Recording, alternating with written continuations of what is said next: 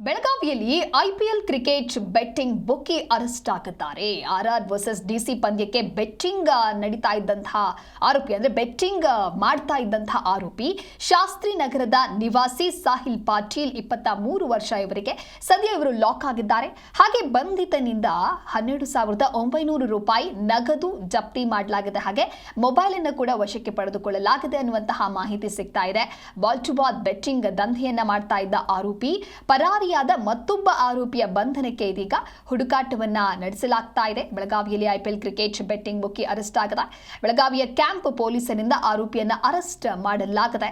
ಹಾಗೆ RR versus DC match ಇದ್ದಂತ ಸಂದರ್ಭದಲ್ಲಿ ಇವರು ಬೆಟ್ಟಿಂಗ್ ಅನ್ನ ಕಟ್ಟಿದ್ರು. ಬೆಟ್ಟಿಂಗ್ ಪಡಿತಾ ಇದ್ದಂತ ಸಂದರ್ಭದಲ್ಲಿ ಸಾಕಷ್ಟು ಸುದ್ದಿಯೂ ಆಗಿತ್ತು. ಈಗ ಬೆಳಗಾವಿಯ ಶಾಸ್ತ್ರಿನಗರದ ನಿವಾಸಿಯಾಗಿರುವಂತಹ ಸಾಹಿಲ್ ಪಾಟೀಲ್ ಏನಿದ್ದಾರೆ ಈತ ಅರೆಸ್ಟ್ ಆಗಿದ್ದಾರೆ. ಬಂಧಿತನಿಂದ ಮೊಬೈಲ್ ಹಾಗೆ ಹಣವನ್ನ ವಶಕ್ಕೆ ಪಡೆದುಕೊಳ್ಳಲಾಗಿದೆ ಅನ್ನುವಂತ ಮಾಹಿತಿ ಸಿಗ್ತಾ ಇದೆ. ಮೊಬೈಲ್ನಲ್ಲೇ ಪ್ರತಿಕ್ಷಣದ ಆಟದ ಮೇಲೆ ಬೆಟ್ಟಿಂಗ್ ಅನ್ನ ಮಾಡ್ತಾ ಇದ್ರು. ಮತ್ತೊಬ್ಬ ಆರೋಪಿ ಬಂಧನಕ್ಕಾಗಿ ಇದೀಗ ಹುಡುಕಾಟವನ್ನ ಮಾಡ್ತಾ ಇದ್ದಾರೆ. ಮ್ಯಾಚ್ ನಡೀತಾ ಇದ್ದಂತ ಸಂದರ್ಭದಲ್ಲಿ ಪ್ರತಿಕ್ಷಣದ ಆಟವನ್ನ ಕೂಡ ಇವರು ಬೆಟ್ಟಿಂಗ್ ಆಗಿ ಮಾಡ್ಕೊಳ್ತಾ ಇದ್ರು.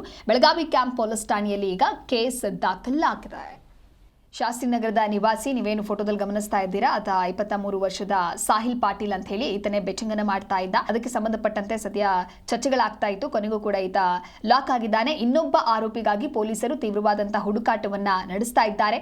ಬೆಳಗಾವಿಯಲ್ಲಿ ಐಪಿಎಲ್ ಕ್ರಿಕೆಟ್ ಬೆಟ್ಟಿಂಗ್ ಅನ್ನ ಮಾಡಿರುವಂತಹ ಆರೋಪದ ಹಿನ್ನೆಲೆ ಸದ್ಯ ಈಗ ಇವರು ಲಾಕ್ ಆಗಿದ್ದಾರೆ.